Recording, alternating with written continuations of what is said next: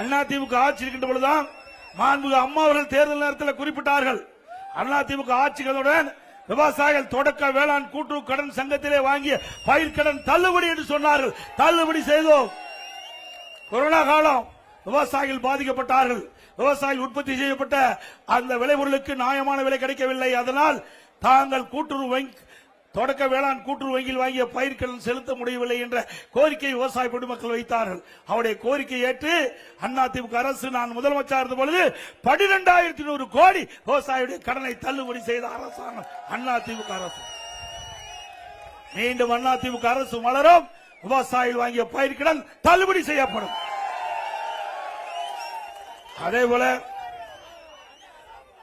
இன்றைக்கு திராவிட முன்னேற்ற கழகத்தில் ஆட்களே இல்ல.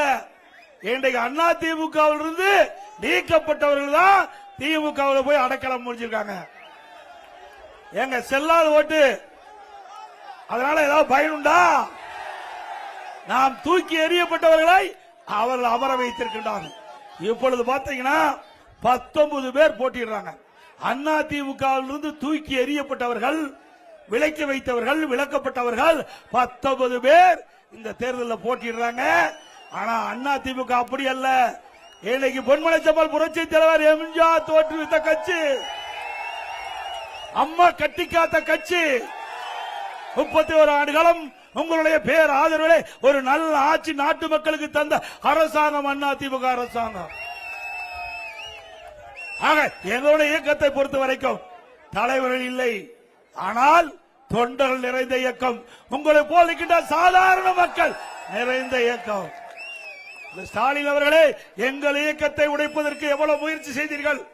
முடக்குவதற்கு எவ்வளவு முயற்சி செய்தீர்கள்? எவ்வளவு வழக்குகளை போட்டீர்கள்?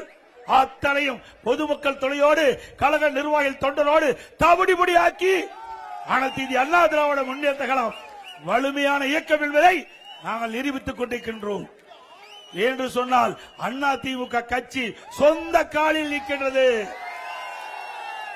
திமுக கூட்டணியை நம்பி இருக்குது. அப்படித்தானே? எப்பொழுது பார்த்தாலும் ஸ்டாலின் பேசுகிறார், எங்க கூட்டணியில நிறைய கட்சி இருக்குதுன்னு. எவ்வளவு கட்சி வேணாலும் சரி, மக்கள் ஓட்டு போடுறதால ஜெயிக்க முடியும். அதுதானே உண்மை. அதிமுக அப்படி அல்ல. மக்களை நம்பி தேர்தலிலே நிற்கின்றோம். மக்களுக்கு சேவை செய்வதற்காக நாங்கள் கூட்டணி அமைச்சிருக்கிறோம்.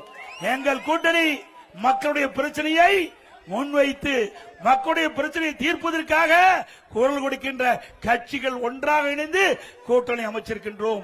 மக்கள் விரோத திமுக ஆட்சி அகற்ற வேண்டும் என்ற அடிப்படையிலே அனைத்து இந்திய அண்ணா திராவிட முன்னேற்ற கழக தலைமையிலே தேசிய ஜனநாயக கூட்டணி அமைந்திருக்கிறது. ஸ்டாலின் அவர்களே, எப்பொழுது பார்த்தாலும் ஸ்டாலின் பேசுறார். நேற்று தேர்தல் அறிவிப்பு வெளியிட்ட உடனே நிருபர்கள் பேட்டி கேட்கிறாங்க. அப்ப திரு ஸ்டாலின் பேசுறார், திமுக தமிழ்நாட்டுக்கும் டெல்லிக்கும் தான் பிரச்சனையா? என்னையா பிரச்சனை இருக்குது?